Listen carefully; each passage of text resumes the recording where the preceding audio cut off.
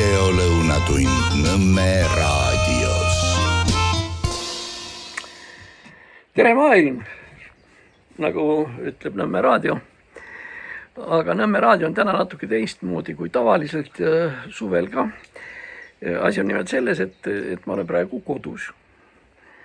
Ja minu kodu on Muhu saarel, Levalõpme külas, siit on 2 kilomeetrit edasi on Liiva, mis on nagu jutumärkides Muhu pealinn.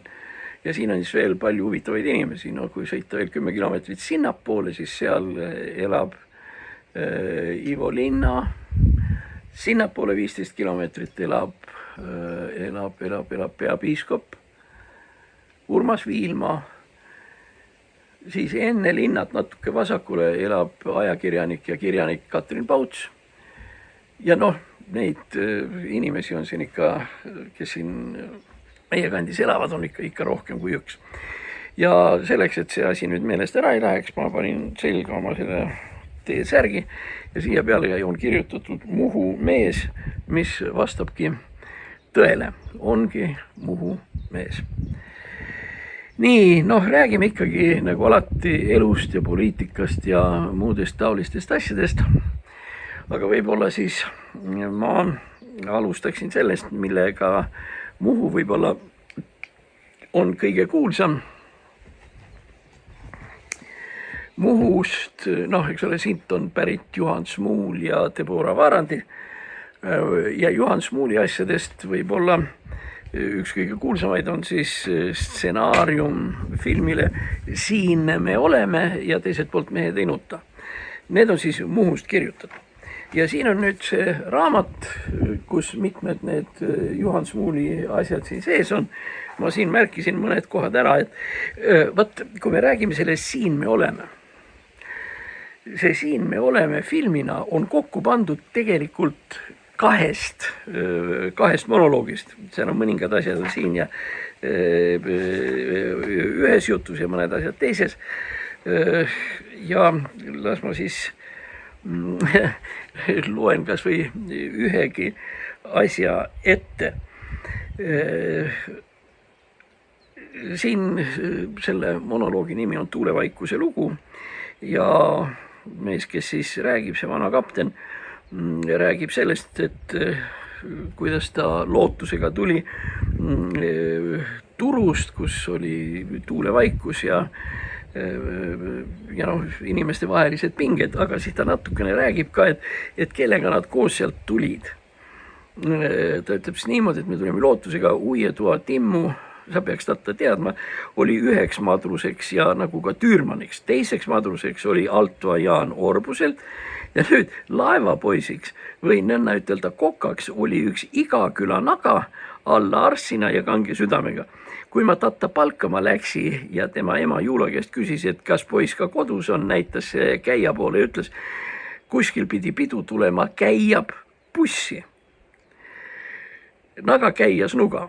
Ma teretasi, poiss tõmbas küünega üle tera ja ütles tere asemel terav küll võtab läbi vammuse. Ma küsisin, kas ta tahab lootuse peale poisiks tulla, siis ta tõusis püsti, pistis käed tasku, ajas kõhu ette ja küsis, kas riidu ka tuleb. Ma siis lepitasi tatta, maksan sulle 2000 marka kuus ja peksa saad peale selle. Pärast, kui nad olid siis Turus ära käinud, Igaküla poisiga polnud suurt häda, ta oli Turus poiste käest kenasti peksa saanud ja nügas selga vastu masti, vorbid kihelesid. Teine asi, mis võib-olla on seoses selle filmiga peaks tuttav ette tulema, on see koht, kus 2 meest, need on siis ühte mängib Lauri Neebel ja teine on Väino Puura, tulevad siis kurameerima selle kuulsa kohviveskiga ja temale sealt ukse tagant õrnu laule laulmas ja nii edasi. Ja nad rääkisid sellest, et nad on kaugelt tulnud ja vaesed Eeringa laeva mehed, mis tegelikult siis pärast selgus, et ei vasta tõele ja nagu siin keegi ütles, et need polnud mingid Eeringa laeva mehed, vaid need olid Tamse küla traktoristid. no Tammsaare küla on siit ütleme üks 15 kilomeetrit, seal on muide ka Muhu kõige suurem tennisestaadion, kas seal on 5 või 6 tenniseplatsi ja mida iganes, see ongi see Tammsaare küla seal, kust need traktoristid pidid pärit olema. No see Tammsaare küla on võib-olla veel tähtis ka selle poolest, kui me rääkisime, kuulsad inimesed, kes siin olnud on, see oli Jaan Elken, meie tuntud kunstnik, kes on Tammsaare külas vanas koolimajas pidanud laagrit nendele kunstiakadeemia lastele, kes tähendab üliõpilastele, kellel on vaja maalimiseksam ära teha. Ja ma isegi ostsin sealt ühe pildi, aga no see on seal, siin ma istun nagu enam-vähem sauna ees, aga toda pilti ma pärast näitan väga ilusti joonistatud. Nii et Tammsaare on ka niisugune koht, mis on reaalselt olemas. Nii et siin me siis oleme sellel Muhu saarel, võib-olla siis Muhust ja Smuulist. Ma nagu räägiks veel natukene, te võib-olla olete tähele pannud, et Tallinna, noh, kes nad seal ongi, niisugused kunstitegelased või Tallinna linna pasatskid, sealt ma mäletan, kas oli mingisugune linnavalitsus või kuskohast, kus tuli jutuks see, et Juhan Smuuli mälestustahvel Kirjanike Liidu külje pealt tuleks ära võtta. Et noh, ta oli igavesti punane ja seotud küüditamistega ja nii edasi, siis noh, võib öelda seda, et küüditamisega olid seotud paljud. Tegelikult oli seotud ka näiteks Kaarel Hiirt, kes tuli tagasi öösel küüditamast ja tuli siis teatrisse ja kuulutas, sai täna öösel sitta veetud. Sitta all mõeldi siis neid inimesi, keda küüditati. No nii, Juhan Smuul, et tarvis maha võtta. Aga no praegu me rääkisime, et Juhan Smuul on meie jaoks ikkagi tähtis, alates siin me oleme ja Kihnu jõnn ja noh, mis iganes, mis on tema teosed. Ja nüüd on siis niimoodi, et jällegi, kui siit nüüd sinnapoole minna, tuleb vastu Koguva, see on see, kust Juhan Smuul pärit on. Ja seal Koguval on püsti pandud piisavalt suur Juhan Smuuli ausammas.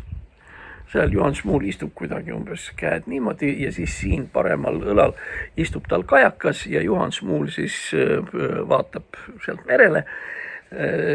Ja noh, seda võib nüüd kindlalt öelda, et Tallinna kraaded, kes hakkavad seal Juhan Smuuli kallale minema, küll selle autahvli pärast ja Juhan Smuuli tänav on vist Lasnamäel ja nii edasi.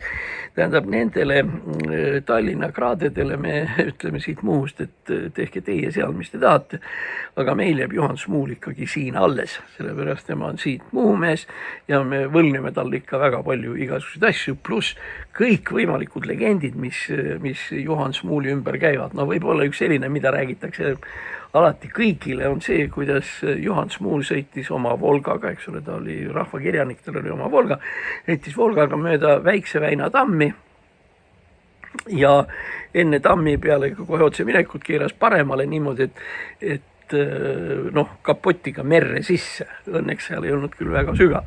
Ja kui siis keegi seal midagi küsima ja õiendama läks, siis Juhan Smuul ütles, et see on tema isiklik auto ja see on tema asi, kuidas ta oma autot peseb.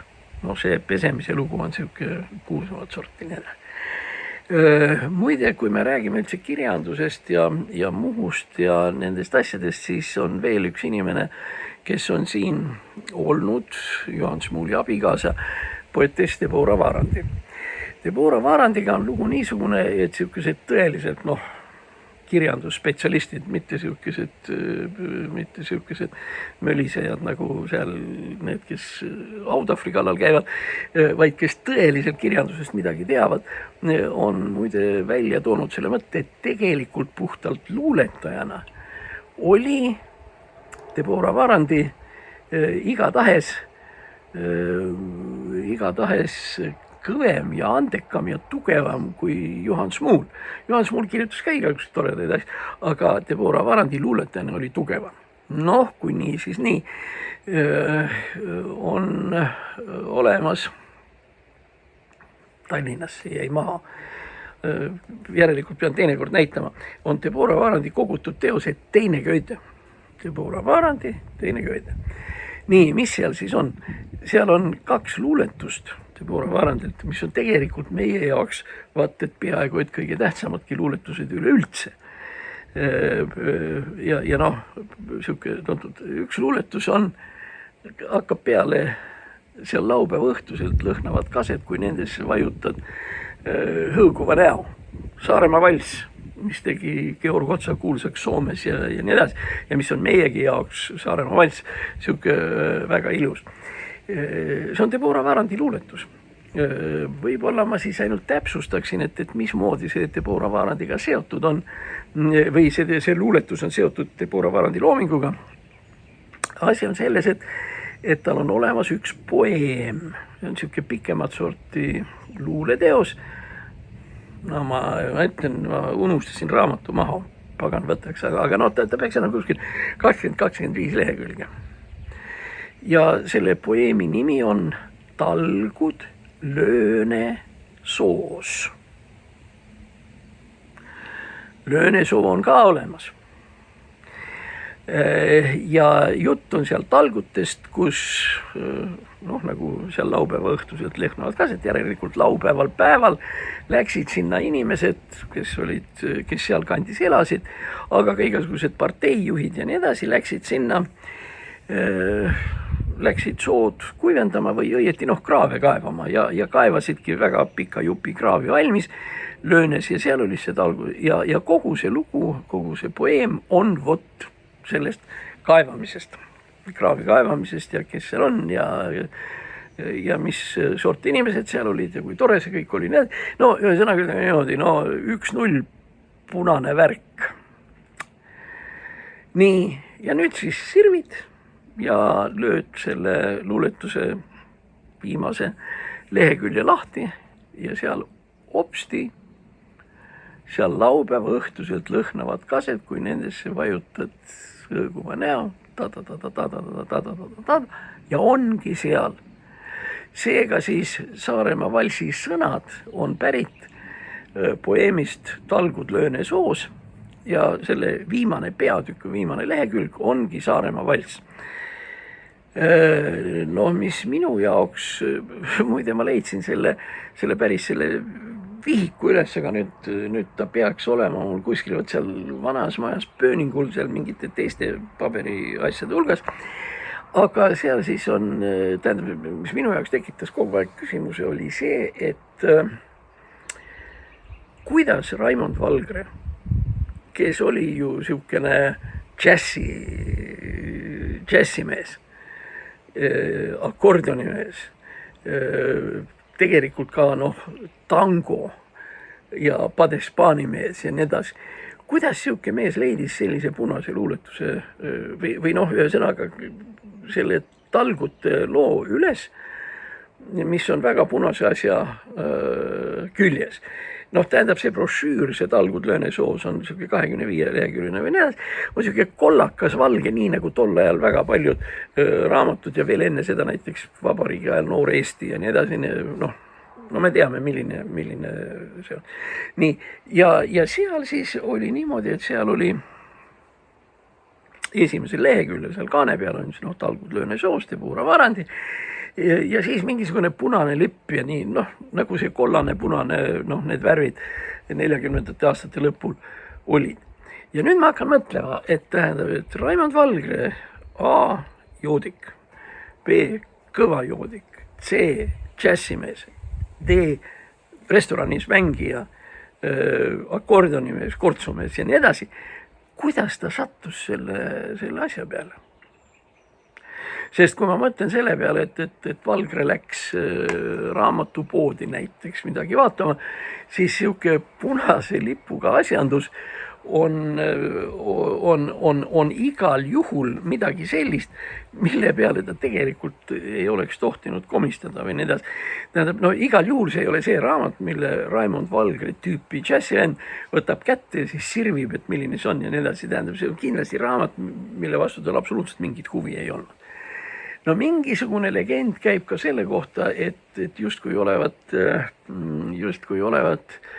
heliloojate liit teinud talle ülesandeks võt sellele loole kirjutada meloodia. Ja noh, ajalooline fakt on see, et oma esialgsel kujul oli see kirjutatud minooris. Aga siis jällegi sõbrad heliloojad ütlesid, et nõukogude asi ja värk ja need peab olema positiivne ja ta kirjutati ümber mažooris. No nii ehk naa. Tähendab, nüüd kui me räägime siin siis Muhust ja kui me räägime Saaremaast, siis võt niisugune on see talgudlööne soos. Nii, aga tal on veel üks teine luuletus, mis on tegelikult peaaegu sama kuulus kui Saaremaa valss, mille Deborah Varandi on kirjutanud ja selle luuletuse pealkiri on Kaluri kolhoosis. Ongi pealkiri Kaluri kolhoosis. Päris jubedalt kõlab, eks ju.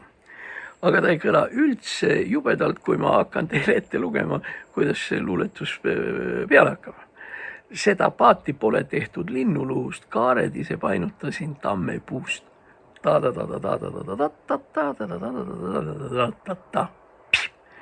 Nii, jällegi ei rohkem ei vähem, Deborah Varandi, seda paati pole tehtud linnuluust.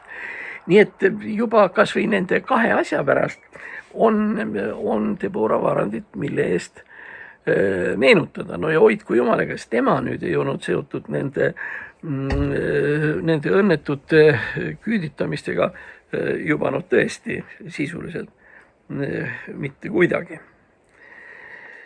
Nüüd, mis ei ole seotud otseselt võib-olla Muhu saare ja sellega, aga seotud on minuga Muhu saarel, on see, et ma olen hakanud pööningult otsima igasuguseid vanu raamatuid ja nende hulgas siin üks paari nädala eest ma leidsin üles sellise teose, ta on küll vene keeles, eks ole, niimoodi.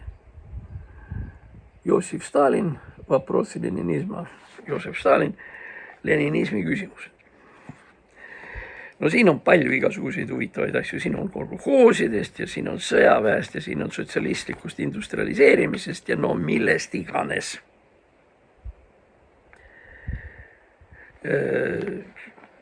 Rahvusküsimus ja kõik see. Mispärast, kui kellelgi mahti on, soovitan lugeda mitmeid huvitavaid asju siin, aga miks ma hakkasin teda nüüd võtma siia kaasa ekraani juurde, põhjus on nimelt selles, et see võis olla nüüd kuskil üks pool aastat tagasi, kui me siin samas Nõmme raadios rääkisime sellisest asjast nagu Hitleri Mein Kampf, millest see koosnes. Nii et mõnes mõttes nad langevad kokku, eks ole, üks fašist on Hitler, teine fašist on Stalin, Stalinil on siuke teos ja tal on veel palju teoseid, ja siis seal on see Hitleri Mein Kampf. Mis neid ühendab? Esimene asi, mis neid ühendab, ühesõnaga, need on kaks diktaatorit, kes ajavad mingisugust oma asja, püüavad siis edendada oma ideoloogiat ja mida iganes. Aga esimene asi, mis neid kindlasti ühendab nii Hitlerit kui ka Stalinit, on see, et erinevalt kõigist praegustest tegelastest Putin, kui me fašiste võtame, siis Putin kaasa arvatud, Stalin ja Hitler kirjutasid oma raamatud ise. Neil ei olnud eraldi nõuniku või kirjatsura ja veel vähem oli neil AI, et nii Hitler kui ka Stalin on ise oma raamatute autorid. Väga tähtis punkt. Nüüd teine asi on see, et nii Hitler kui ka Stalin kirjutasid üliselgelt. Tähendab, põhimõtteliselt suhteliselt lühikeste lausetega, alus, öeldis, sihitis, määrus ja nii edasi, nii edasi, nii edasi. Ja see stiil langeb ka selles mõttes kokku, et nagu Hitler kogu aeg esitab mingisuguseid poliitilisi küsimusi ja otsib nendele vastu, Stalin täpselt sama lugu. Nii et ma arvan, et inimesed, keda ütleme see kirjanduslik või keelekirjanduslik värk huvitab, soovitan palavalt, võtke Mein Kampf. Mina siin teda võtta ei saa, mul on jällegi, eks ole, Tallinnas, aga mul on selle eest siin Stalin ja on mida vaadata, on mida lugeda ja on mida õppida. Ja öelda kui Stalini kohta mida tahes. Tegemist oli ülimalt andeka inimesega, väga mitmes mõttes.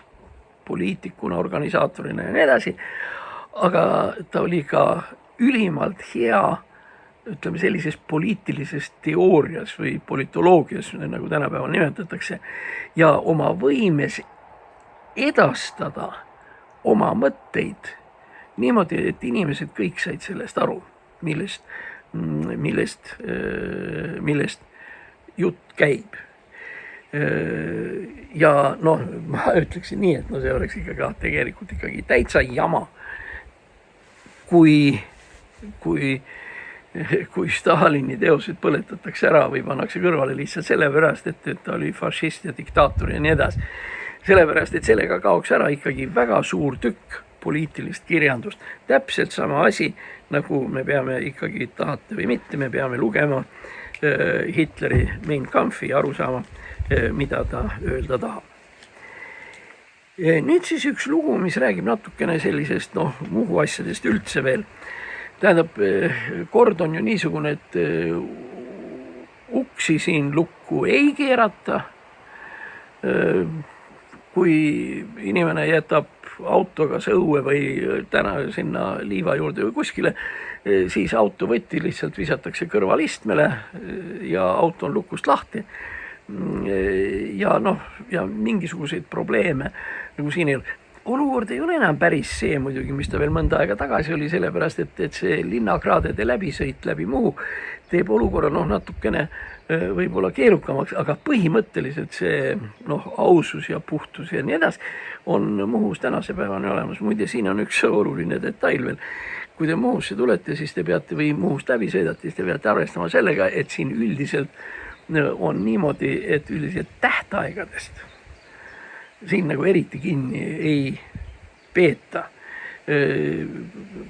Muhu see lause, mis tema logo peal on lause on saar, kus aeg puhkab. Ehk teiste sõnadega, siin pole kunagi mitte kuskile kiiret. Ja mõnikord lähevad need asjad meelest ära, mina olen Muhuga seotud kuskil 20 kopikatega aastaid või 25 õieti. Ja mingil määral ma olen siiski ka harjunud ju Tallinnaga ja kõik see. Ja mul läheb see saare aeg ja puhkamine lähevad meelest ära. Sellepärast, et siin kas või siin samas ma pidin paluma vastavat töömeest, kelle ameti nimi on Sibi, kes peaks nagu siin need sitapütid maal ja nii edasi tühjaks imema ja me leppisime kokku, et 23. enne jaanipäev, 23. kell 15 kuni 16, et selle aja sees ta tuleb meie juurde ja tõmbab tühjaks. Ja mul läks meelest ära, et me ei leppinud kokku, mis kuul see üritus aset leiab.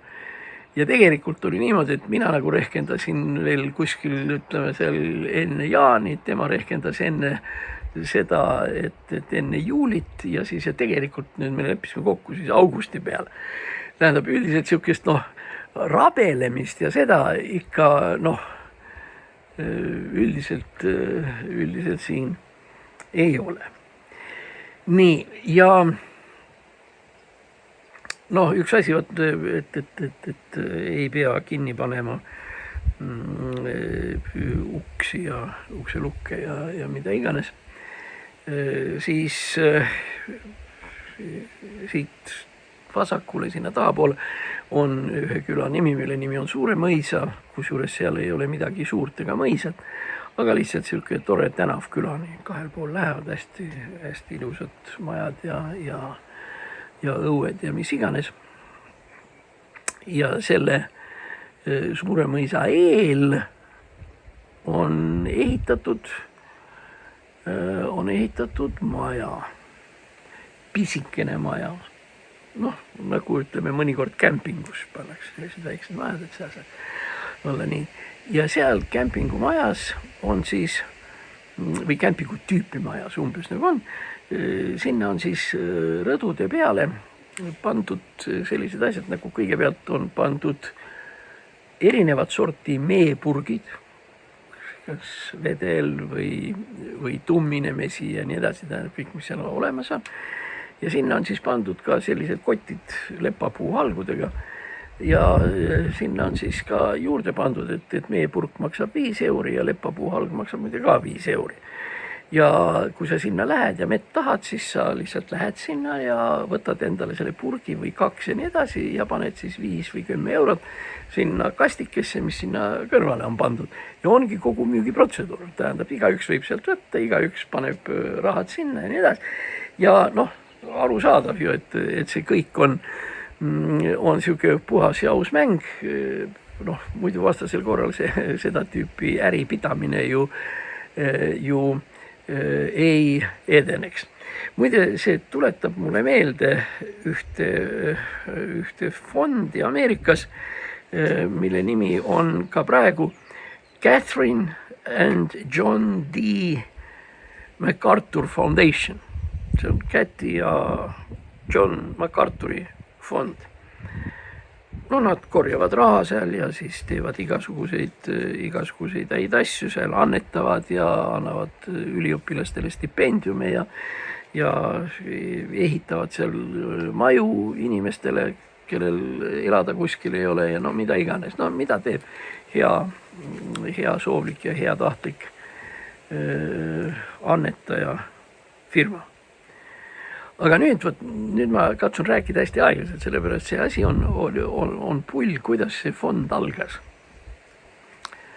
Aga algas niimoodi, et see John MacArthur, hilisem fondi rajaja, hakkas kuulutama tervisekindlustust. Need, kes tahavad saada tervisekindlustust, peavad maksma John MacArthurile $1. See $1 tuleb panna ümbrikusse ja ümbrik tuleb saata siis temale koju. Kodus tema võttis siis ümbrikus need $1 välja, pani need sinna ära, see oligi tema raha. Mitte mingisugust dokumentide vormistamist või allkirjade andmist või arvete esitamist, mitte midagi sihukest ei olnud. Tahad tervisekindlustust, saadad MacArthurile $1 ja sul on see kindlustus olemas. Ilma igasuguste paberiteta, sul on see kindlus lihtsalt olemas. Nii, aga nüüd juhtus ju niimoodi, et mõned nendest inimestest, kes saatsid selle $1, jäid ju reaalselt ka haigeks. Kellel oli mingi keeruline operatsioon südame peal, nii edasi, kellel oli mingi kopsu, kellel oli pivesoolikas, kellel oli jalaluu murd, kellel mis iganes. Ühesõnaga kõigil nendel, kes olid saatnud €1, neil kõigil, mis kõigil, tähendab, mõnedel neist juhtus ka vajadus meditsiinilise abi järele. Nad läksid, nad said selle meditsiinilise abi, esitasid siis selle arve sinna MacArthurile, sellele, kellele nad olid enne $1 saatnud ja MacArthur maksis nende kliiniku arved kinni. Isegi küsimata, kas see on nüüd salle saatnud selle €1 või ei ole, või $1 või ei ole saatnud. Ja tegelikult, eks küllap oli seal võis ju olla ka neid, kes lihtsalt lasksid selle arve esitada sinna MacArthurile, aga kes ei olnud isegi seda $1 maksnud, kes ei olnud üldse mitte midagi maksnud. Ja MacArthur maksis kinni. Te saate ju nüüd aru, millel see mäng baseerub. See mäng baseerub aususel. Need inimesed, kes ei olnud seda $1 saatnud, need ka arveid tõenäoliselt ei esitanud, kust nad teada said, et selline variant on olemas. Ja kui me võtame kokku kõik need $1, mis seal võisid olla 100 000, 200 000, 500 000 ja nii edasi, ja hakkame sealt kinni maksma meditsiiniarveid, siis tegelikult sellest samast $1 unikust jätkus selleks, et meditsiiniarved kinni maksta. Asi baseerus selle.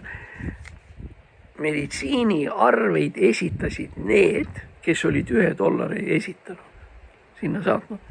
Ja milles seisnes siis MacArthuri enda töö selle kindlustusfirma käiamisel ja tegemisel. See ei väga lihtne. See seisis ei muus, kui et istuda garaažis ja teha lahti neid ümbrike ja need $1 kuskile unikasse kõrvale unikusse panna.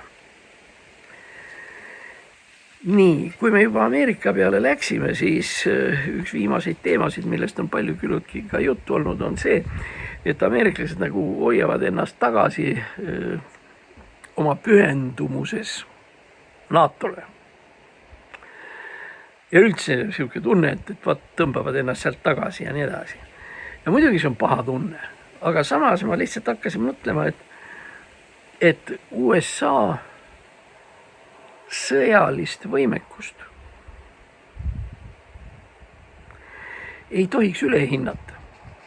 Kõvad poisid küll, aga mitte ikkagi nii kõvad, nagu me mõnikord selle peale mõtleme või sellest arvame.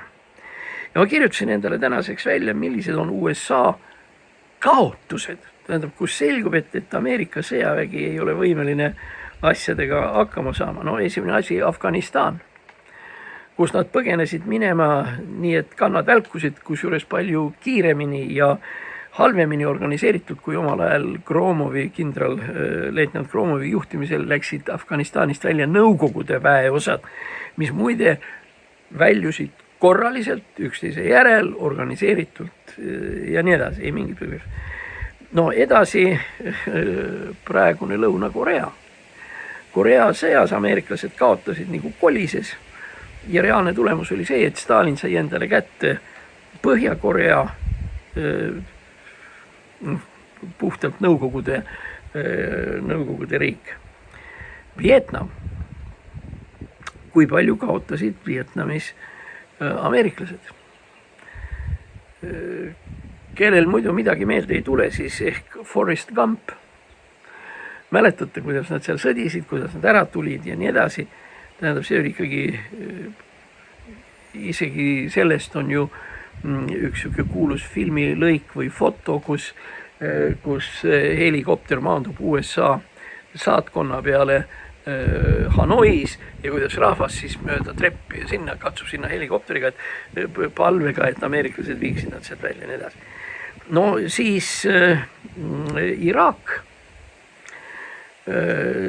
Saddam Hussein. No hea küll, Saddam Husseini nad poosid üles. Ütleme, et see on mingisugunegi saavutus ja mingi kohtupidamine ja nii edasi. Aga tegelikult ikkagi ju Iraagis kujunes välja hoopis teistsugune režiim, mis oli selgelt Ameerika vastane. Jällegi kaotatud seda. No ja nüüd siis äsjane Iraan. Noh, millest me räägime? Iraanis mingisuguseid saavutusi nagu ka ei ole. Nüüd Trump katsub kuidagi natuke seal kiheleda ja mingeid seal liigutusi teha, aga no põhimõtteliselt ei tule jälle välja. Nii et need on kohad, kus USA on otseselt kaotanud. Afganistan, Lõuna-Korea, Vietnam, Iraak, Iraan. Kuule, nüüd ma küsin sinu käest, kallis vaataja, ehk sul tuleb meelde mõni sõda, mille ameeriklased võitnud on, minul ka ei tule. Ei tule. Nii, nüüd siis, vaatan, kas ma vaatan siit midagi endale huvitavat või sealt midagi huvitavat. Aha. Nii, räägime siis venelastest ka nagu natukene. Venelastega on lugu niisugune, et ilmus sükene nimekirja moodi või sükene venelaste poolmajanduslikus, poolpoliitilises ajakirjas Ekonomika Сегодня ilmus loetelu venelaste kõige halvematest ja kõige nigelamatest linnadest. No see on seal, kus vaesus ületab igasuguse piiri. Hämmastav on selle juures see, et ma loen teile need 10 või 9 linna teile ette. Hämmastav on see, et kõige vaesemad, kõige nigelamad ja kõige viletsamad on väga suured ja väga tähtsad linnad. Niisiis,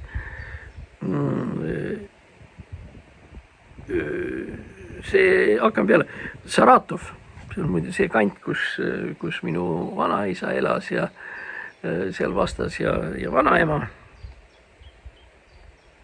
kus summad, mis inimesed pensionina saavad, on mitu korda väiksemad kui vaesusmiinimum. 8. kohal viletuse poolest Hanto-Mansisk, see on siis Hanti-Mansi rahvusringkond, kust tuleb 90% Venemaa naftast. Samotlor, Surgut, Hanto-Mansisk, see nüüd on see lääne või isegi Loode Siber, kust tuleb kogu nafta, on vaesuse poolest 8. kohal. Siis Kirov, üks vaesemaid linnu üldse, Perm, Petrozavodsk, no suured linnad, Kurgan. Kurganis muide on 32 surma 10 000 inimese kohta ja need on need surmad, mis tulenevad sellest Krimmi ja sellest sõjast. 3. kohal hämmastav juutide pealinn Birobidžan, mis on siis Kaug-Idas või õieti seal Kasahstanist ja kõigest sellest edasi. Birobidžan, juudid.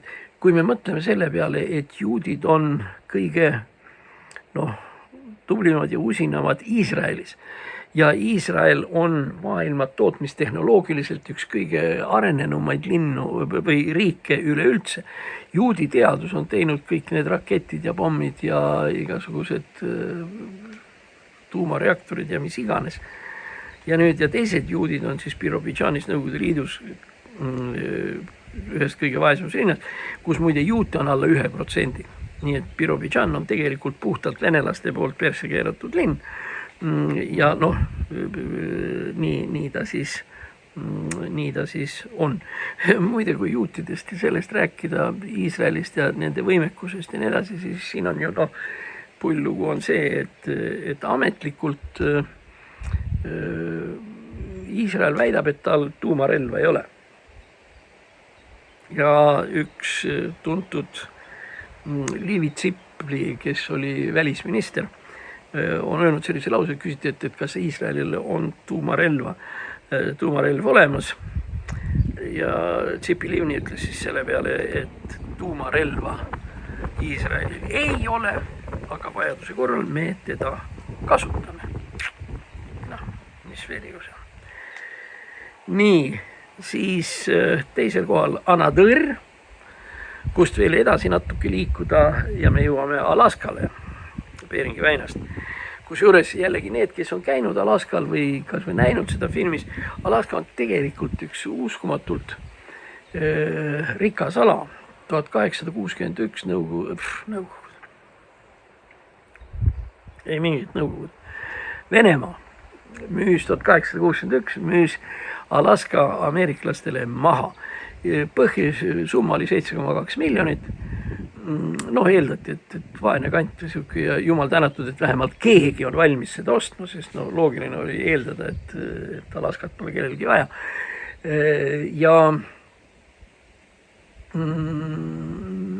tänapäeval me siis teame kõigepealt huvitav detail. Alaska territoorium on umbes pool kogu USA territooriumist. Teine Alaska omadus on see, et Alaska on kõige relvastatum osa USA-st. Sest siis, kui ka nõukogude ajal ja siis, kui oli see asi, et mõeldi, et nüüd ameeriklased tulevad tuumapommiga kallale ja mis iganes, kõik kujutasid ette, et ta tuleb siis kuskilt sealt üle Euroopa või Inglismaa poole pealt või kuskilt üle Euroopa lendab siis Moskva peale ja nii edasi. Tutkid, see on vale. Nõukogude rünnak, tuumarünnak USA pihta pidi minema üle põhjapooluse sealt. Ja siis üle Alaska ja sealt edasi. nii et selles mõttes on täiesti arusaadav, et Alaska on kõige militaarsem ja kõige militariseeritum osa USA territooriumist. Seal on vähemalt kümneid väga suuri sõjaväebaase. Seal on ka suur osa ameeriklaste tuumaarsenalist, lisaks sellele, mis seal lõunas ka on olemas, ütleme seal New Mexico all ja seal kandis. Aga siis, vot see siis Alaska. Lisaks sellele Alaskal on väga kõrge elatustase, üldiselt kui kõiki neid maju ja asju vaadata. Ja üldse Alaska on niisugune tore koht. Ja selles mõttes muidugi see kontrast Anadõr Venemaal, eks ole, kus on siis mingisugused laudistega ja palkidega ja nii edasi kokku taotud majad, mis otsast lagunevad ja kus pole õieti korralikku varustust, et kaasa arvatud seal söök ja mis edasi, mis on hästi kehva ja kõik see, siis on see muidugi kontrast, on muidugi rabav. Anadõr vaesuse poolest teine linn kogu Nõukogude Liidu endise territooriumi kohta ja Alaska kõige rikkamaid territooriume USA-s. Muidugi lisaks sellele ju kõik muud asjad, eks ole, Alaskal on nafta, Alaska on wolfram, Alaska on alumiinium, Alaska on maagaas, praktiliselt kõik haruldased muldmetallid, mis seal küll on jää all, aga muldmetallid ja nii edasi. Kusjuures Alaska on isegi selles mõttes nagu huvitav ja tähtis koht, et üks 10-15 aastat tagasi oli sealne kuberner naisterahvas, kelle nimi oli Sarah Palin. Väga kena tüdruk ilusate prillidega ja mis iganes. Oli inimene, kes kandideeris vabariiklaste presidendivalimistel. Enne teda tegelikult naisi nii kõrgel kohal ei olnud, isegi kõik need Clintonid, Hillarid ja värgid, need tulid kõik hiljem. Aga Sarah Palin ja tema oli siis Alaska kuberner. Kusjuures muide tema põhielukutse oli, Sarah Palin oli elukutselt spordikommentaator. Kusjuures eeskätt jalgpallikommentaator, nii nagu ERR-is on näiteks hästi tore ja sümpaatne ja tark ja nutikas kommentaator Aet Süvari. Nii et siis ütleme niimoodi, et Alaska kuberner oli Alaska Aet Süvari. Nii. Anadõri eripära seisneb muide selles, et iga 9. inimene Anadõris sureb joomise kätte. Nii, seoses sellega, ühesõnaga ütleme niimoodi kõrvutuseks, et eks meie poisid võtta ka ikka väiksed taps, ega mis seal rääkidagi, aga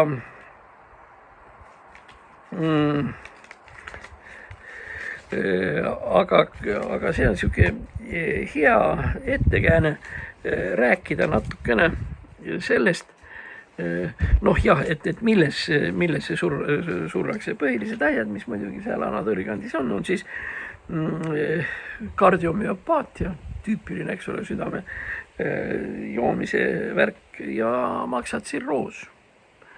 Igaks juhuks neid, kellel on maksatsirroos, ma soovitan minna arsti juurde ja mitte häbeneda, sellepärast et maksatsirroos ei ole seotud ainult joomisega. Nii et häbeneda pole vaja.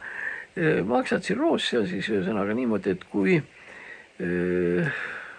maks suhkurdub, ütleme siis niimoodi, ja ta enam ei töötle alkoholi, eks ole, maks on, me teame, kuidas ta välja näeb, näiteks maksastrogonovi puhul ja nii edasi. Aga seal on siis see teine variant, on see, et see maksa, see pealmine kiht või see, kuidas välja näeb, mis on niisugune tumepruun või punakas tumepruun, sellega on niimoodi, et siis kui maksaga midagi häda on, siis sinna tekivad sellised valged või sellised suhkrupunnid. Ja kui need sinna suhkrupunnid tekivad, siis igasugune maksapoolne töötlemine kaob ära. Ja kui see asi ikkagi väga hulluks läheb, no siis on nii, et ega siis surm võib mitte väga kaugel olla. Aga kui me praegu rääkisime nendest erinevatest, see anatõrr ja kuidas nad joovad ja nii edasi, siis see tuletab tegelikult meelde seda, et mida joodi Nõukogude Liidus. Nii, me rääkisime jah seal kardiomüopaatiast, tsirroosist ja nii edasi, aga no veel hullemad variandid. Ilmus üks väga huvitav raamat, autoriks on Ukraina kirjanik Sergei Žadan, kes väga meenutab oma tööga natukene sellist Moskva petuški tüüpi joomisega seotud asju. Ja noh, erinevalt Moskva petuškis, kus joodi no üldse kurat teab mida, siis Žadani peategelased joovad ikkagi puhast viina, mida nad ostavad siis Vene poole pealt ja viivad tagasi Ukrainasse Harkovisse ja teevad sellega äri.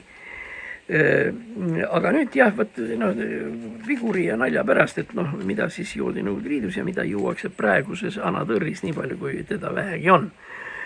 Seda joomist tähendab, esimene asi oli BF-liim, mis on siis butyraalfenool, mille see tehtud on. Ta lahustatakse ära millegagi, noh näiteks kas või selle samagi piiritusega ja siis tsentrifuugitakse läbi. Nii et see tõrvamoodi moodustis, mida see BF endast kujutab, see muutub läbi tsentrifuugi, noh ta muutub joodavaks ja noh kõige küsimus, aga no, et miks te spiiritust ei joo? Spiiritust ei jätku, spiiritust nii palju pole, kui seda vaja on, BF-liim peab seda on. Nii, siis oli siukene vein, mille nimi oli Jablotšnoje. Rahva hulgas ka Mitšurinska ja kuna Mitšurin oli kuulus see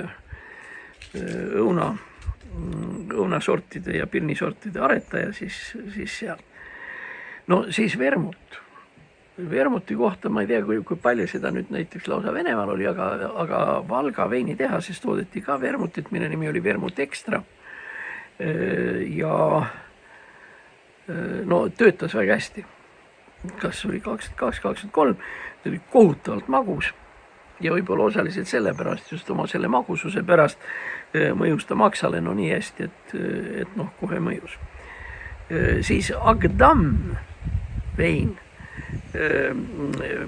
mille kraad oli 19 ja on ka tänapäeval tõenäoliselt 19, sinna läheb sisse mingisugune mahl, piisavalt hapukas, siis peedisuhkur, pange tähele jälle peedisuhkur ja viljapiiritus. Nii et põhimõtteliselt kõik asi käis ikkagi enam-vähem seda moodi, et piiritust oli natukene vaja, aga kuna piiritust oli vähe, siis pandi see mingi solgiga kokku ja siis ta töötas. Siis portvein, mida praegu anatõrris ja muide Birobidžaanis huvitav, et juudid seal joovad. Juudid ju üldiselt on sellised kaske rahvas, aga ei ole midagi, saab hakkama. Asi, mille nimi on portvein 777, vaatamata sellele, et ma olen nüüd juba soliidses eas. Mul oli sünnipäev just see laupäev. Ma millegi pärast seda ei tea, aga no niisugune olemas portvein 777. Siis Alžeeria vein, Soltsedar, maksis rubla 25, kui palju praegu Venemaal maksab, ma ei tea, aga 18 kraadi kõva. Kõige hullem lugu muidugi selle Soltsedariga oli muidugi veel see, et kuigi teda külapoodides ja kus iganes ikkagi liiklus, tähendab, seda ma mäletan kindlasti, et see oli kuskil 80. aastate lõpus, kui ma olin juba NSV Liidu Ülemnõukogus ja nii edasi, siis Soltsedari müümine gastronoomilisel eesmärgil, see tähendab joomiseks, mingil hetkel keelati ära. kusjuures selle keelamise nimi oli see, et tegemist on inimese tervise vastase või inimsuse vastase toiduainega. Tähendab, ta oli nii äge, et isegi Nõukogude Liidus nagu ei saanud. Muide, selle Soltsedariga on ka selline veel huvitav lugu, vot mis pärast mul see Ülemnõukogu asjad ja need nagu praegu meelde tulid. Põhjus on tegelikult selles, et seda osteti suurtes kogustes sõbralikust Alžeeriast. Ma ei mäleta, mille vastu, kas Nõukogude Liit andis seal mingit, ma ütleksin naftat, aga ei, seal võis ka midagi muud olla, mingid metallid, asjad ja need. Ja vahetuskaubana tuli siis see Alžeeria Soltsedar, mis oli natuke kleepuv ja niisugune.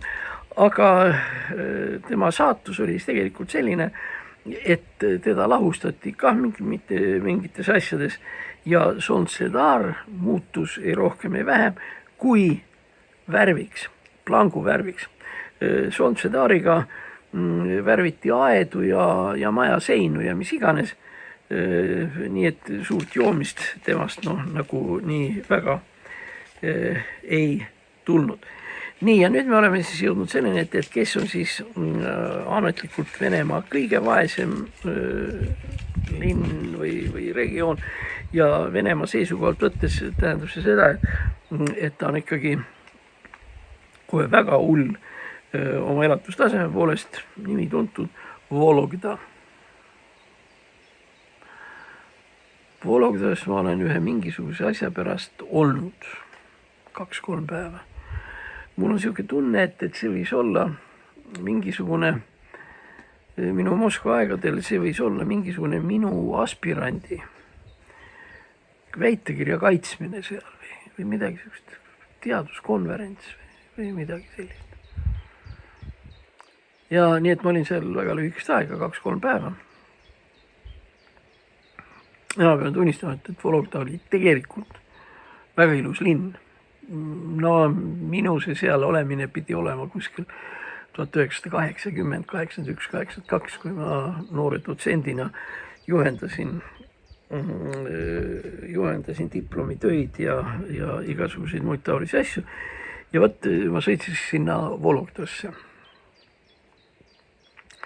Vologda eripära on see, et Vologda on ehitatud üleni puust. See tähendab, kõik need aknaraamid on pitsiliste värvidega ja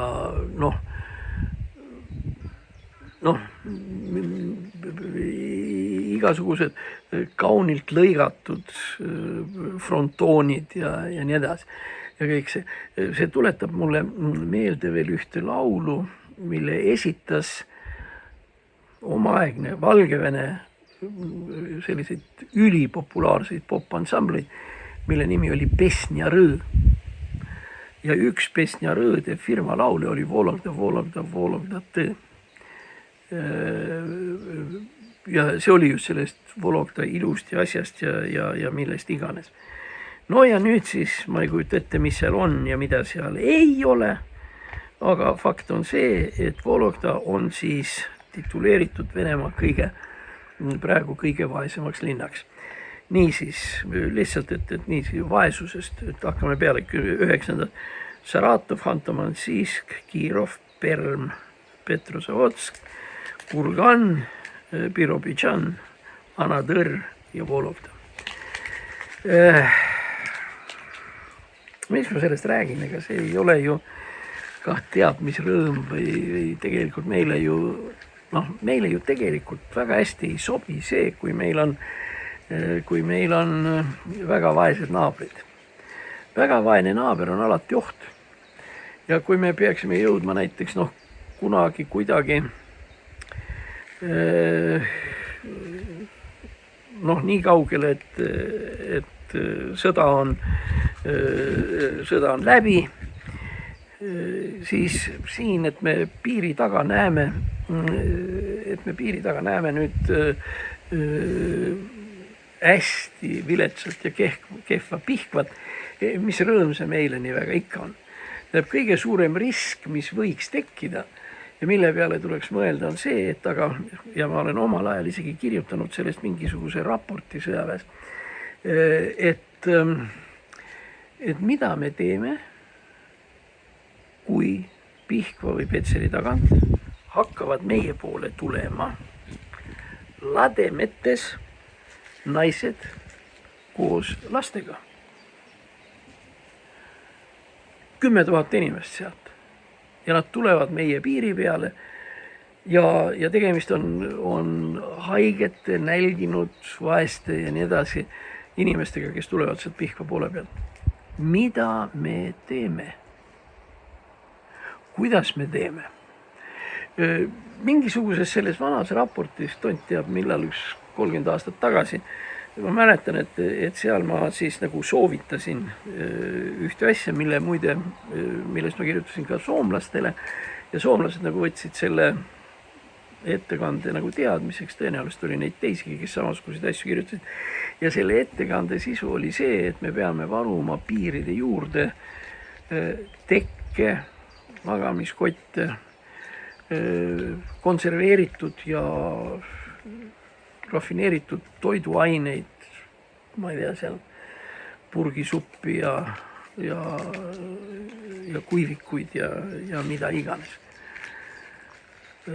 Kui tegemist on selliseid tüüpilise humanitaarkatastroofiga, mida Venemaal ei saa suugi mitte välistada, seal võib tõesti niisugune olukord tekkida. Aga nüüd me rääkisime nendest päris vaesetest kohtadest, mis on kindlasti oluliselt vaesemad kui Pihkva ja Petseri ja nii edasi. Et mis hakkab saama nendega siis, kui ükskord see sõda läbi saab. Praegu on kehva. Praegu ei jätku süüa. Praegu pole bensiini. Kui bensiini ei ole, siis ei ole ka süüa, sellepärast, et toiduainet tuleb poodidesse ju autodega vedada. Ja kui autod ei sõida. Aga mis hakkab juhtuma siis, kui talv kätte jõuab ja nii edasi. Ja selles mõttes, kui me need linnad, mis ma siin praegu nimetasin, et nemad, aga ega siis lihtsalt vaeseid on tuhandeid, mitte need 10. Need 10 olid need kõige hullemad, aga paneme nii. Aga nüüd paneme juurde veel ühe variandi, ühe asja, tähendab, millega venelased väga ei arvesta. Aga kui nüüd peaks kogemata juhtuma, ei juhtu muide, aga kui juhtub, veel kord rõhutan, seda reaalsuses kunagi ei juhtu, aga ometi, milles asi. Kui nüüd Donetsk ja Donbass ja igasugused muud niisugused asjad peaksid minema Venemaa alla, nad ei pea minema, aga oletame.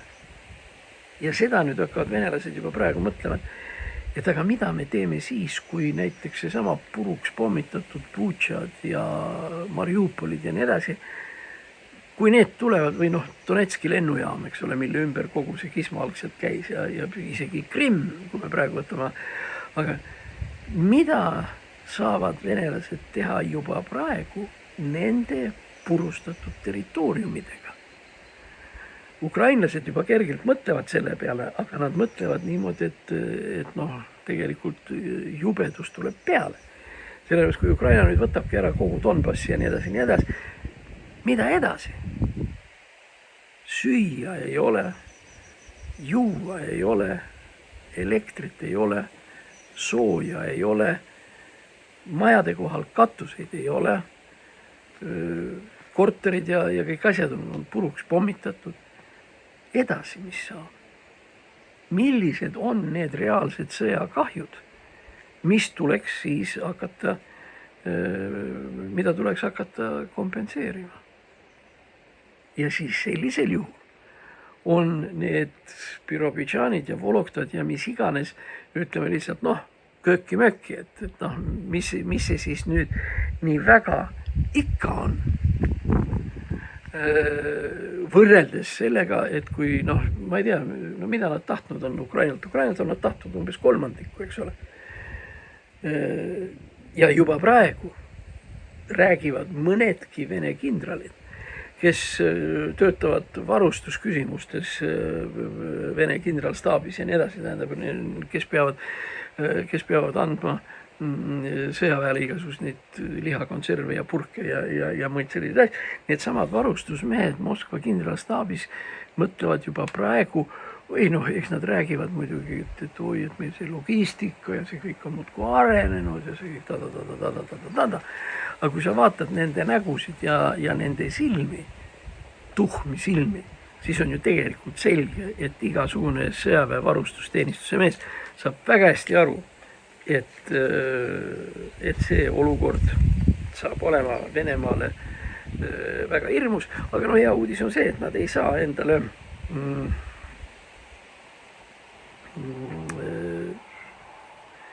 et nad seda territooriumi enda kätte ei saa.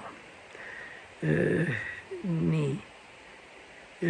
Ja nüüd veel, kui me Vene sõjaväelastest räägime, siis lõpetuseks lihtsalt hiljuti ilmus üks suurem ülevaade Ameerika relvadest, millest muide selgus, et Ameerika tuumarelvad tõenäoliselt ei tööta ja seal on midagi teha. Aga seal juhtus niisugune väga väike huvitav detail. Maailma kõige kuulsam käsirelv on Kalašnikovi automaat. Pärit aastast 1942. Noh, õieti hakati seda tegema ja ta sai valmis 1947, 1948 läks ta siis massiliselt tootmisele. Noh, legendi järgi see Mihhail Kalašnikov, see, kes hakkas seda tegema, alustas 1942. aastal metallitöödega oma garaažis. Noh, ja 5 aasta pärast oli valmis. Kalašnikovi automaadi muide üks eripärasid on see, et ta on ka maailmas kõige levinum.